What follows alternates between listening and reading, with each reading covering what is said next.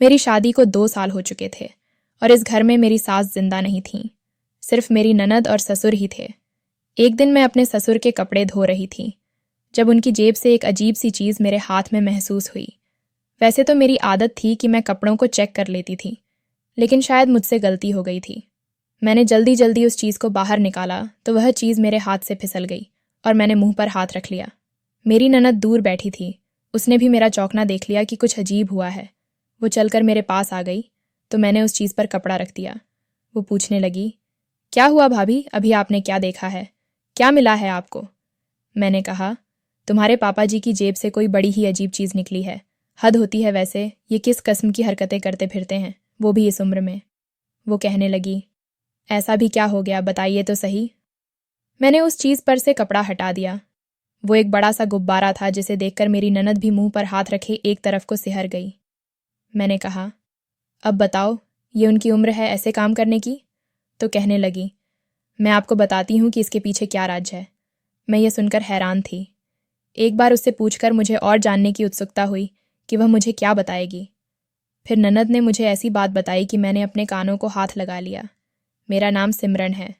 मेरी 3 साल पहले अभिमन्यु नामक लड़के से सगाई हो चुकी थी और अभी तक वो लोग विदाई नहीं ले रहे थे। उनके अलग अलग बहाने थे। कभी कहते कि हम घर बना रहे हैं, तो कभी कहते कि हमारे पास पैसे नहीं हैं कि हम तैयारी कर सकें। मुझे याद है जब हमारी सगाई हुई थी तो मेरी सास भी जिंदा थीं, लेकिन अब तो मेरी सास भी इस दुनिया से जा चुकी थीं। सगाई के समय मेरी ननद भी मौजूद नहीं थी।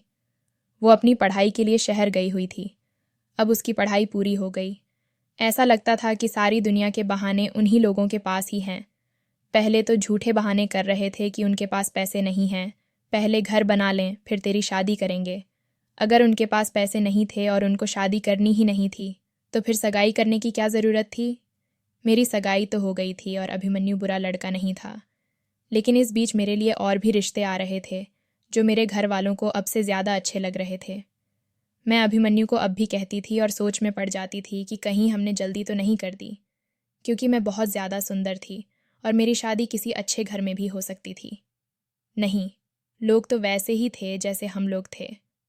फिर इस बीच मेरी सास भी इस दुनिया से चली गई और अब उनका कहना था कि इतनी जल्दी घर में खुशी कैसे मना सकते हैं जब अभी अभी इतना बड़ा दुख गुजरा है। मतलब मेरी शादी की तारीख बढ़ते बढ़ते इतनी आगे जा चुकी थी कि साल ही गुजर चुके थे।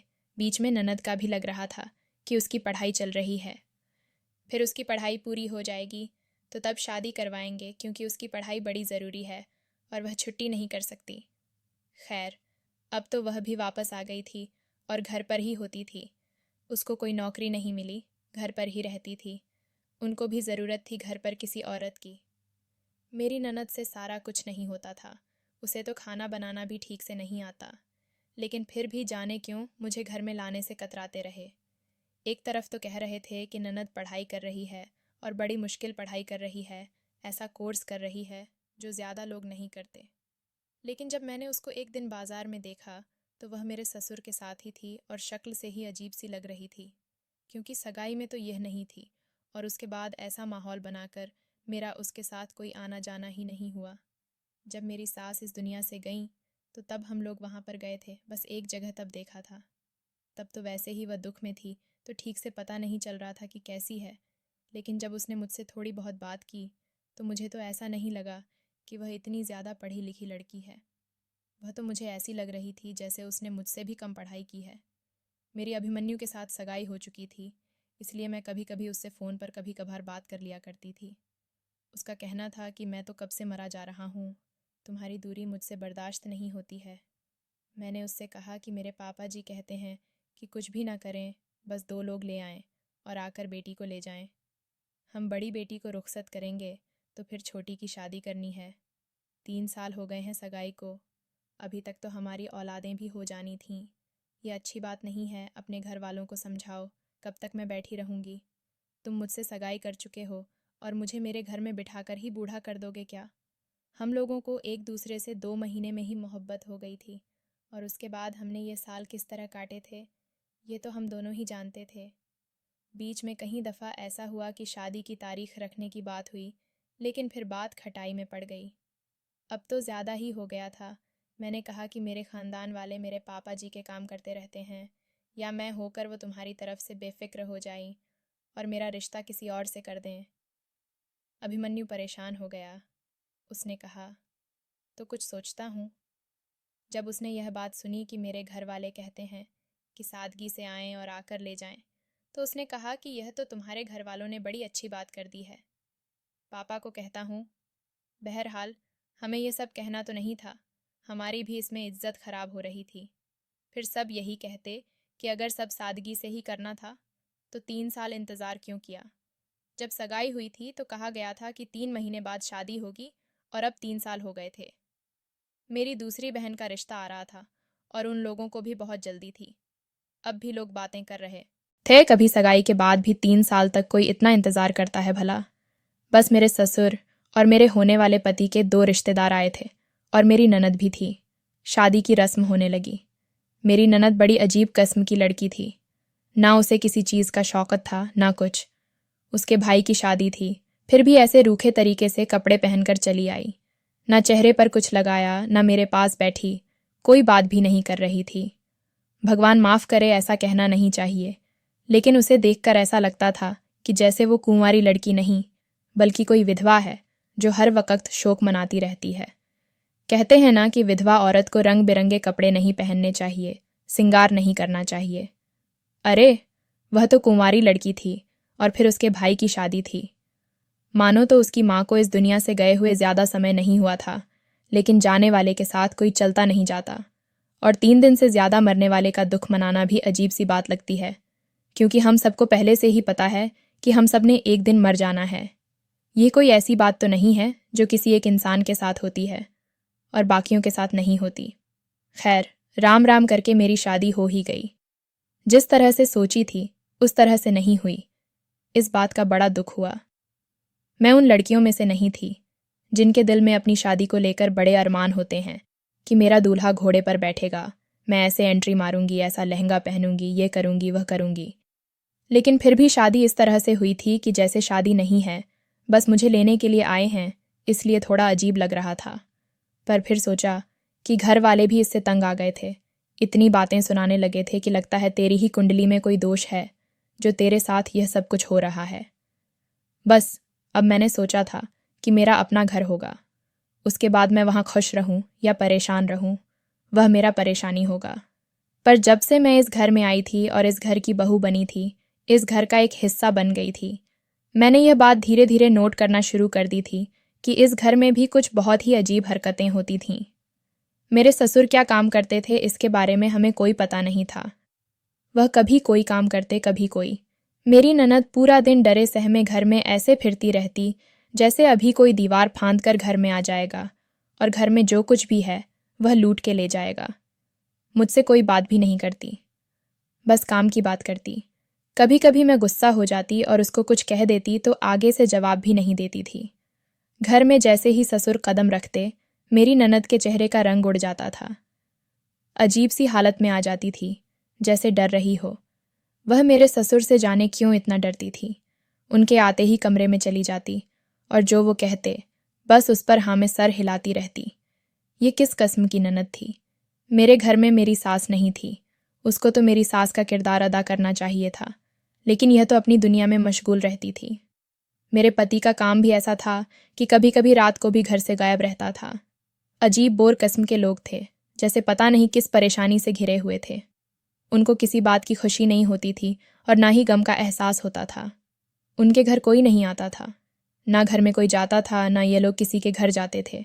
मेरा पति मेरे साथ तो ठीक है, लेकिन वह भी काम की बात करते हैं, उसके बाद एक साइड पर बैठ जाता है। मुझे अपनी ननद को भी फ़ोन करवाना था। घर में क्या हो रहा है मुझे सबने बताया था। तुम्हारी सास तो पहले ही इस दुनिया से चली गई थी। मुझे नहीं पता तुम अभागी हो या खुशकिस्मत, लेकिन यह सच है कि तुम्हारी ज़िंदगी अब ठीक चल रही है।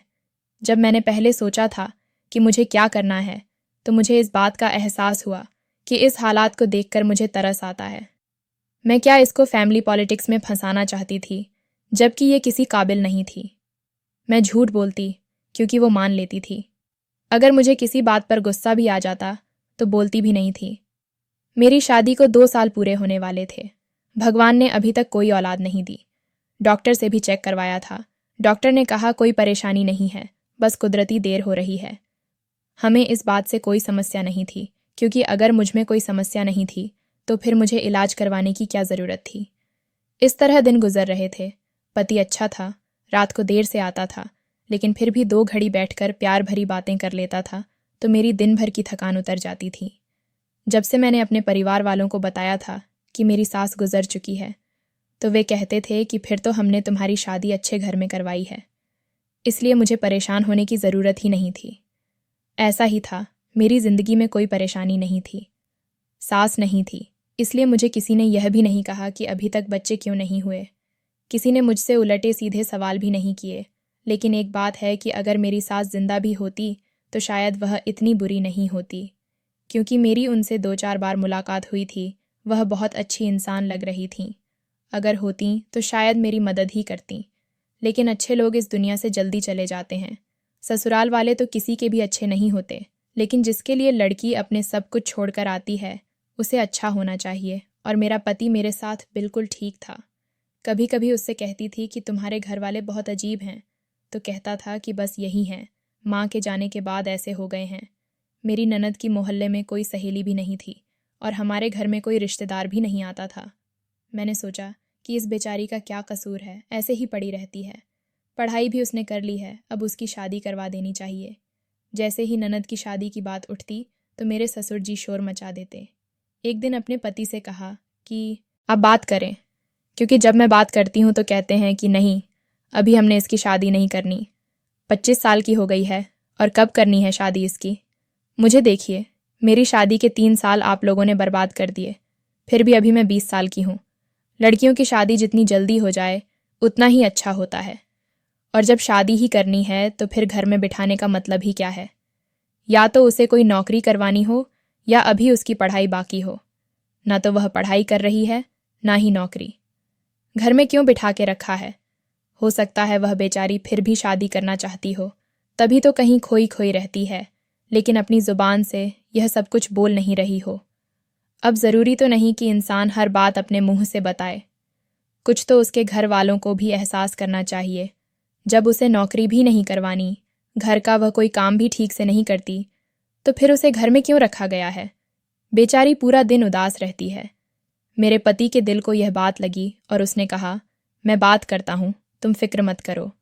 वह गया तो बात करने था, लेकिन बात से फसाद बन गया। मैं तो आवाज़ें सुनकर ही बाहर आई। मेरे ससुर ने कहा, मुझे अपनी बेटी की शादी नहीं करनी। अपनी बेटी को घर से भेज दूंगा तो मेरा घर सूना हो जाएगा। मेरे पति ने कहा कि सारे लोग अपनी बेटियों की शादी करते हैं। जितनी भी लाडली बेटियां हैं सब एक दिन रुखसत हो जाती हैं। मेरे ससुर ने कहा कि हमारे पास इतने पैसे नहीं हैं कि दहेज बना सकें। मेरे पति ने कहा कि आज भी ऐसे रिश्ते मिलते हैं जिनको दहेज की ज़रूरत नहीं होती है। शक्ल सूरत की अच्छी है हमारी बहन, दुबली पतली है, अपनी उम्र से कम लगती है। हो सकता है किसी अच्छी जगह इसका रिश्ता मिल जाए। मेरी पत्नी भी तो बिना दहेज के आई है। इन लोगों में दहेज बनाने की हिम्मत नहीं थी। आपने भी इसके लिए कुछ नहीं बनाया, फिर भी आई है। ये इस घर में आराम से रह रही है, इसको क्या परेशानी है। मेरे ससुर ने बात बदल दी। कहने लगे कि तुम अब मुझे मत बताओ कि हमने तुम्हारी पत्नी के लिए कुछ किया नहीं है। चुपचाप यहाँ से चले जाओ। 2 साल होने को आए इस घर में, औलाद नहीं आई। तुम दोनों की, अगर तुम लोगों को इस घर के होने का एहसास होता तो दोनों के इस बारे में कुछ सोच लेते। लेकिन लगता है आजकल के समझदार पति पत्नी बन गए हों। अभी अपनी ज़िंदगी में बच्चों को नहीं लाना चाहते, चाहे बाप बच्चों की शक्ल देखने के लिए तरस जाए। मैं नोट कर रही थी कि मेरे ससुर बार बार बात को घुमाकर दूसरी तरफ ले जाने की कोशिश कर रहे थे। जब तुमने एक दफ़ा भी नहीं कहा था कि उनको पोते पोती का शौक है, अब अपनी बेटी को भी भेज दूं ताकि घर सूना हो जाए। ससुर ने तो हमें ही ताना दे दिया, जबकि वे जानते थे कि हम दोनों में से किसी में भी कमी नहीं थी। पर ये एक बार की बात नहीं थी। जैसे ही मैं अपनी ननद की शादी की बात करती, मेरे ससुर ऐसे तड़पने लगते थे जैसे किसी मछली को रेगिस्तान में फेंक दिया हो। मोहल्ले की औरतें मेरे पास आती थीं, पूछती थीं इसका रिश्ता क्या है या नहीं, तो जवाब तो मुझे ही देना पड़ता था। खैर, मैं भी इधर उधर के झूठ लगा देती थी कि रिश्ता देखा हुआ है, लड़का बाहर होता है, आ जाएगा तो शादी कर देंगे। और पता नहीं क्या क्या बोलती थी। वह घर के कोई काम नहीं किया करती थी। एक दिन मैं सहन में बैठी कपड़े धो रही थी जब मेरे ससुर की जेब से एक निहायत ही अजीब चीज़ निकली। इस चीज़ के बारे में मैं अच्छी तरह जानती थी और मेरे ससुर के साथ इस चीज़ का कोई काम हो नहीं सकता था, क्योंकि मेरी सास भी हयात नहीं थी। मेरी ननद ने भी वह चीज़ देख ली। जब उससे पूछा कि यह क्या चक्कर है तो कहने लगी कि मुझे कुछ नहीं पता। मुझे गुस्सा आ गया और चीज़ अपने कमरे में ले आई और अपने पति को दिखाई। मेरे पति ने वह चीज़ मेरे हाथ में देखी तो कहने लगा कि यह क्या तुमने हाथ में पकड़ रखा है, शर्म नहीं आती तुम्हें, फेंको इसको। दिन दहाड़े ऐसी चीज़ें हाथ में पकड़ के कमरे के अंदर आती हो। मुझे पता है आज मेरी छुट्टी है, लेकिन मुझे आराम करने दो। मैंने कहा कि शर्म तो आपके पापा जी को नहीं आती, क्योंकि यह आपके पापा जी की जेब से बरामद हुआ है और आप मुझे ही बातें सुना रहे हैं।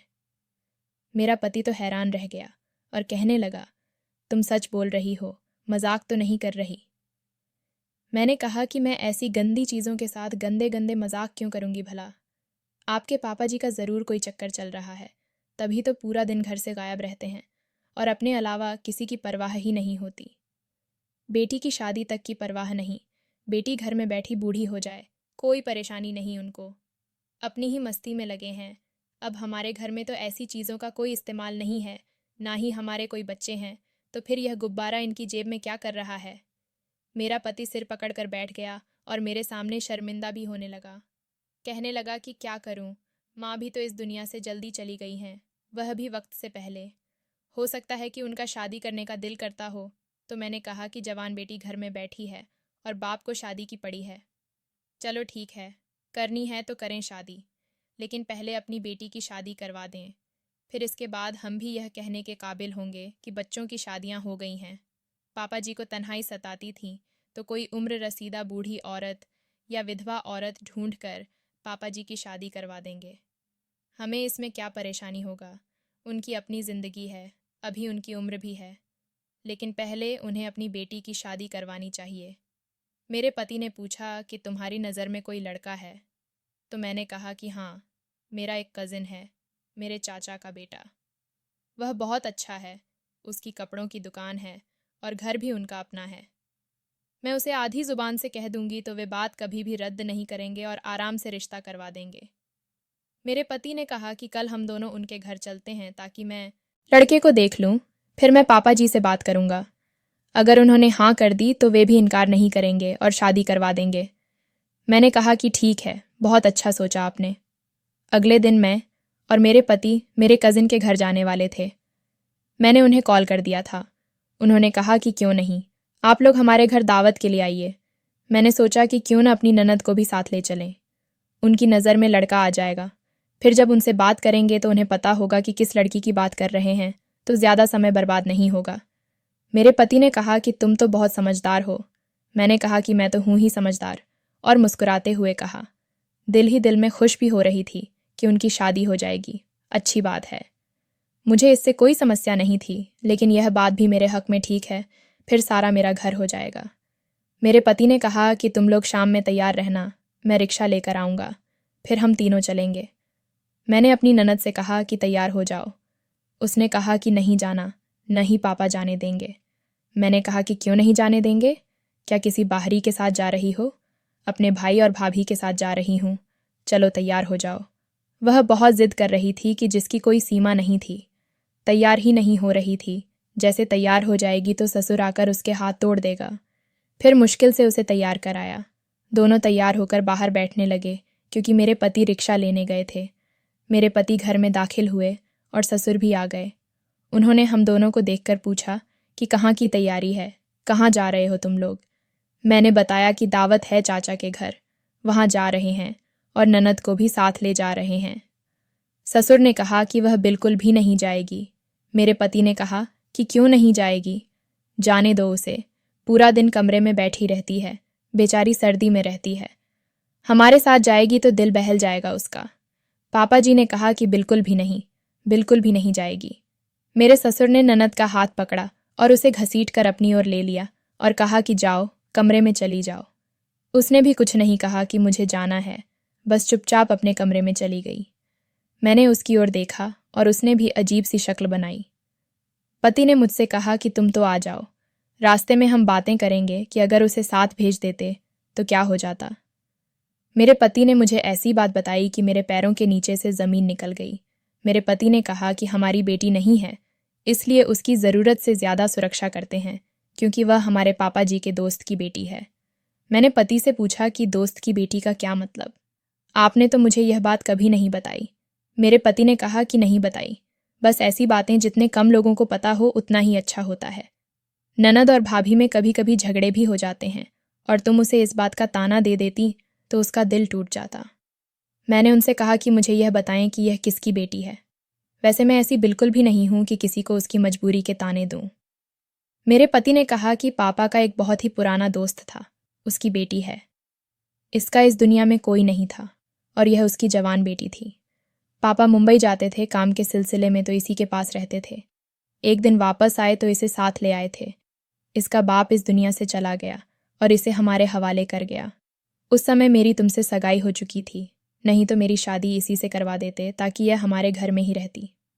लेकिन मैंने इसके बाद से इसे बहन की नज़र से देखा और बहन ही समझा।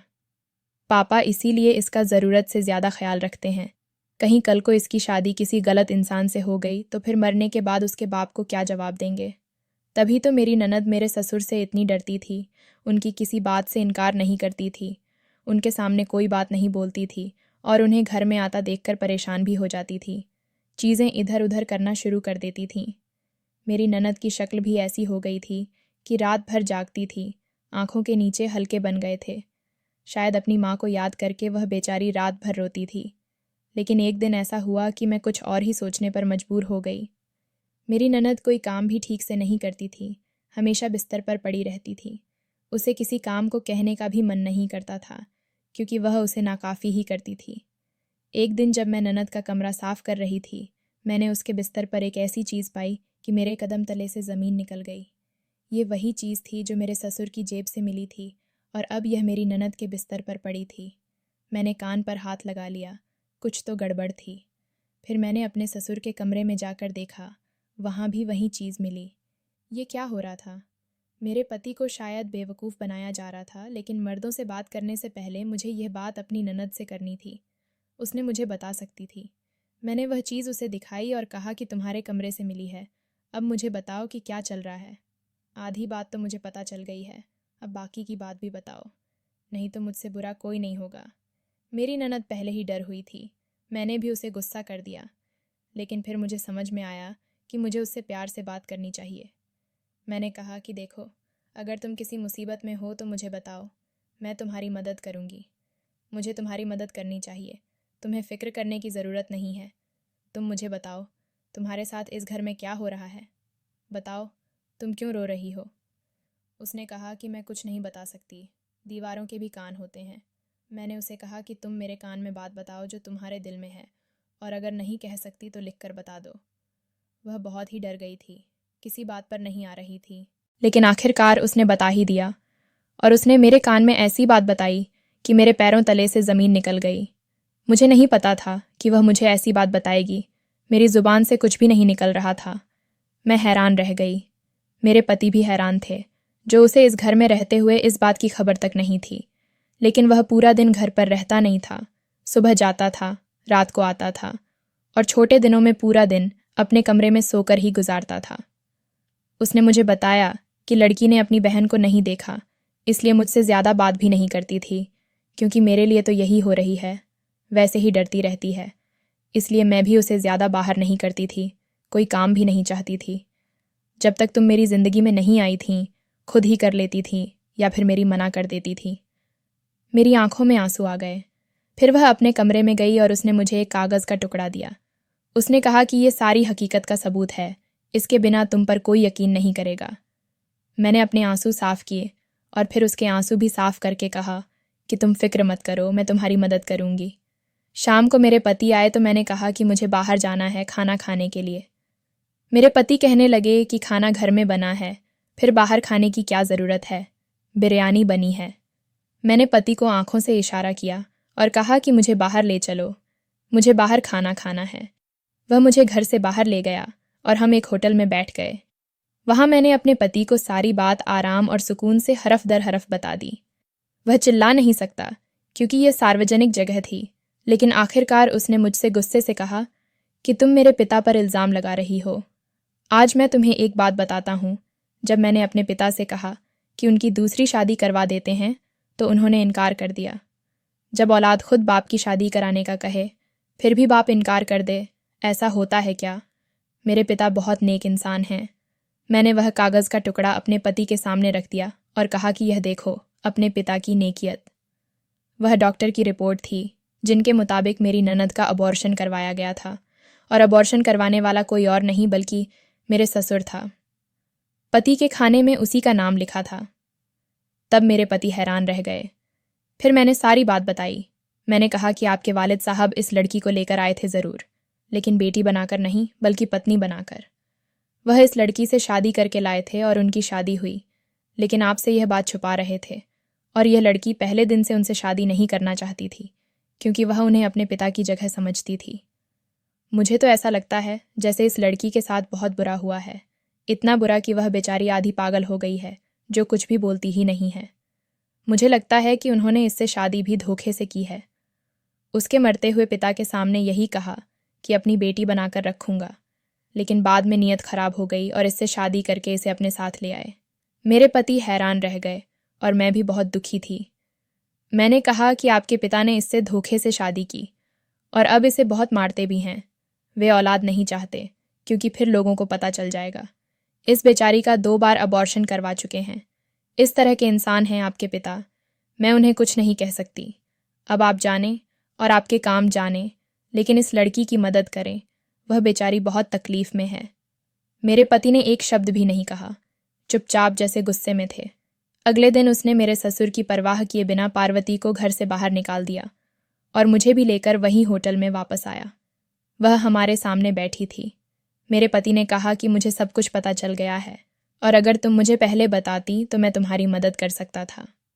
देखो, तुम्हारे पास आखिरी मौका है, इसके बाद कोई मौका नहीं मिलेगा। मुझे सिर्फ एक लाइन में साफ साफ बताओ कि क्या तुम इस शख्स के साथ रहना चाहती हो या नहीं। बस मुझे इतना बता दो, फिर मैं सब कुछ संभाल लूँगा। उसने कहा कि यह शख्स मेरे बच्चों का कातिल है, मैं इसके साथ नहीं रहना चाहती। मेरे पति ने उसके सिर पर हाथ रखा और कहा कि अब हम सब कुछ संभाल लेंगे। मेरे पति ने पार्वती को मेरे हवाले किया कि जब तक यह परेशानी चल रहा है तुम्हें अपने कमरे में रखना, मैं बाहर सो जाऊँगा। इसे ससुर के पास बिल्कुल नहीं जाने दूँगा, कहीं वह फिर से इसके ऊपर हाथ न उठा लें। और मेरे पति ने मेरे ससुर को सब कुछ बता दिया। वह भी हैरान रह गया। अब्बा ने कहा कि हम लोग पार्वती की तरफ से आपके खिलाफ केस दायर करेंगे। अगर आप खुद ही इसे तलाक दे दें तो आपकी बड़ी मेहरबानी होगी, वरना यह बात सारे परिवार को पता चल जाएगी। मेरे ससुर ने हठधर्मी पर उतरते हुए कहा कि कर लो जो करना है। मेरे पति ने पार्वती की मदद की और तलाक का केस दायर कर दिया। जब लड़की ने कह दिया कि वह इस इंसान के साथ नहीं रहना चाहती तो फिर किसी बात का जायज़ नहीं बनता था। दोनों का रिश्ता ख़त्म हो गया। लड़की ने बताया कि उसका एक मामा है, मुझे उसके घर छोड़ आओ। मामा भी बहुत बूढ़ा था, लेकिन इस घर में एक मामा का दोस्त था जिसकी पत्नी इस दुनिया से जा चुकी थी। वहीं पर बैठकर हमने मशवरा किया और पार्वती की शादी उसके मामा के दोस्त से करवा दी। उसके मामा ने उसे गले से लगा लिया और अपनी बहन की आखिरी निशानी समझकर रोने लगा। उसका दोस्त भी अच्छा इंसान लगता था। चूंकि पार्वती का मामा अकेला रहता था तो उसका दोस्त उसके लिए खाना बनाता था और उसका ख्याल रखता था। इसका मतलब वह बुरा आदमी नहीं था। अब पार्वती वहीं पर रहती है और खुशियों भरी ज़िंदगी गुजार रही है। मेरे ससुर घर में ही रहते हैं और हमें निगाहों से देखते हैं, लेकिन कुछ नहीं कर सकते क्योंकि हमने उनकी ज़िंदगी से इतने सारे मज़े ख़त्म कर दिए। लेकिन मेरे पति भी अब उनकी इज्जत नहीं करते। कहते हैं कि वह घर भी मेरे नाम कर दें और आप अपने आखिरी सफ़र की तैयारी करें। शायद आपकी गम में ही मेरी मन दुनिया से चली गई, वरना भी उनकी उम्र ही क्या थी। बस यही ज़िंदगी है, इसमें कुछ नहीं होता। भगवान से यही प्रार्थना है कि हर लड़की की इज्जत बनी रहे। दोस्तों, वीडियो कैसा लगा कमेंट करके ज़रूर बताएं। वीडियो को लाइक और चैनल को सब्सक्राइब ज़रूर करें।